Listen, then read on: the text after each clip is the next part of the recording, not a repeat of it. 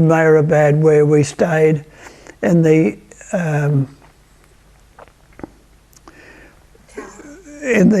yes, it's a building. The original building was two tanks, two very large water tanks that the British Army had built. Those tanks, or that stone building, with the land, was purchased. No, it was gifted to Baba. Gifted to Baba. And then later on, many years later, Baba had another story added on top of the water tanks.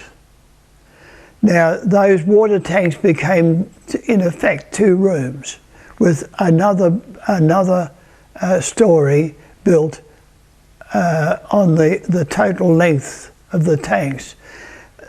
One room was, no man ever went into it.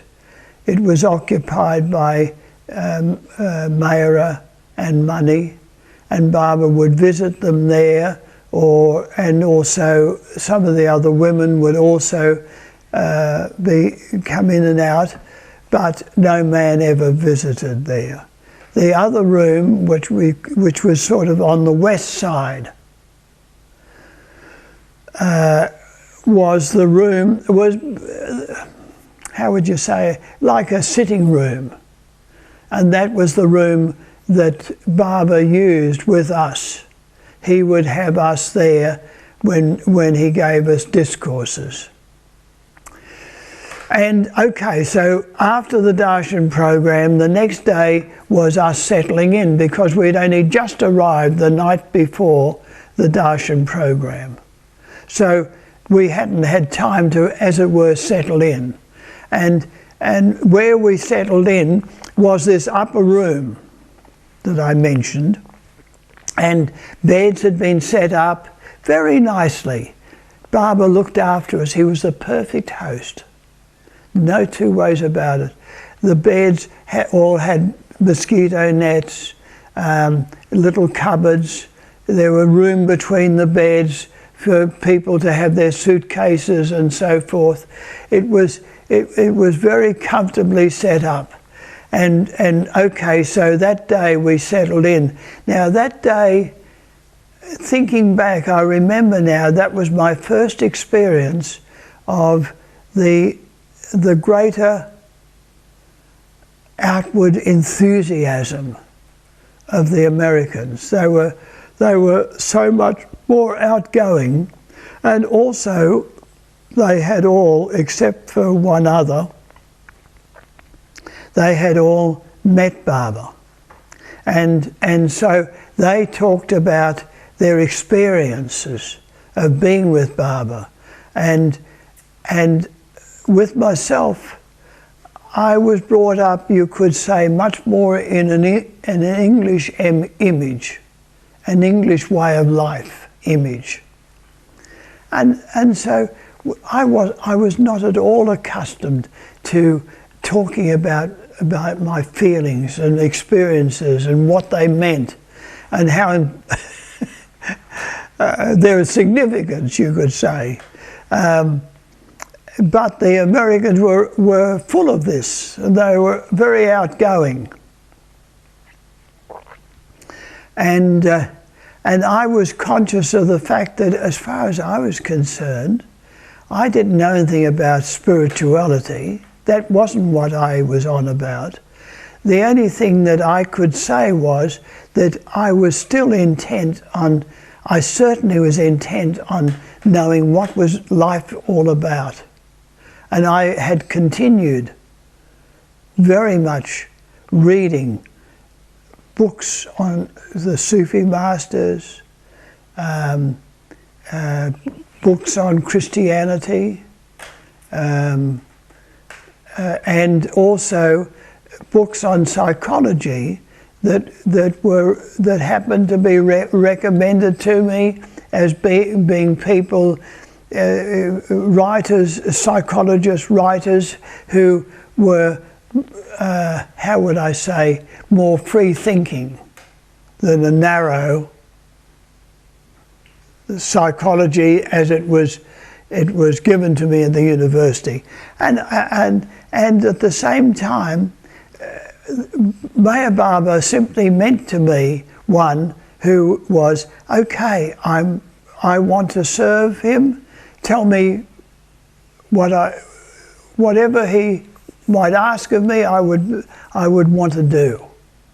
Did you think of asking him about the same question?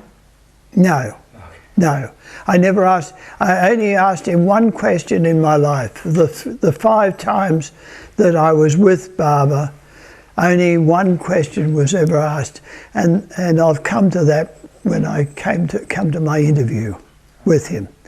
And did Francis actually see Baba in India before? No, he saw Baba in America before. And then he saw Baba in India in the Andhra tour, and then this was the 3rd time. Okay, so you actually saw Baba in Andhra tour? Yes, okay. And he wrote a book on that journey with God, on that tour. He was, I think, a month with Baba. It's a huge tour. It was quite a long tour, I think. That was the original 1953 tour that Baba did. I think this is correct. Anyway, so after the day of settling in, Baba came again to see us, and in the early part of the day, he had us together we all were together with him in that west room, and he asked each one to say something, and I had, as it were, thought to myself that I was conscious of the fact that everyone was talking about how exciting it was to be with Baba and what it meant and the experiences they were having, and I wasn't. And with my spiritual experiences. Spiritual experiences, and so you could say all I know was that when Baba asked me, I said in my very inarticulate way, because it wasn't recorded. The 2 Baba lovers who were asked to record the proceedings of each day said they couldn't catch what I said, and I'm not surprised, because I did not express it clearly, but I tried to say that I wasn't expecting anything. I was just happy to be there. That was the sum of it. And Baba responded with, which was recorded, with saying, "He who expects nothing receives everything," which in retrospect is sort of, it's interesting. And how did actually Baba come there? Was he living downstairs, or? No, he was living at Mehrazad, the ashram where he spent the last 20 years of his physical life, and he would come each day and then walk up the hill, and that I'll come to that, to what that meant for me. But what was interesting was that initial contact that I had with Baba, that initial exchange, and I didn't have that many. All right, so that was that day, and then he took us on a tour. He showed us round. We walked down the hill with him, and again, there was, for example, I noticed how, although he moved quickly, he had a swift flowing walk, beautiful to watch. And I used to delight in watching him, particularly coming up the hill towards us. I would get up, and knowing that he would be coming around the 9 o'clock mark, I would go and sit on the stone wall that surrounded that building that we were staying, what is known as the Upper Marybad area.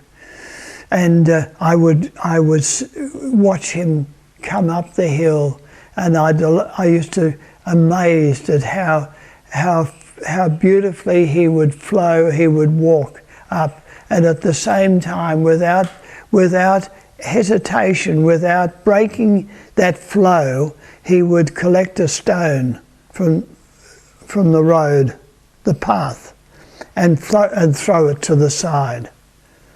It was a delight to watch that movement, and I would notice how he would slow his swift pace down to make sure that the older Western men were keeping pace with him and not being left behind. Little simple, but such thoughtfulness.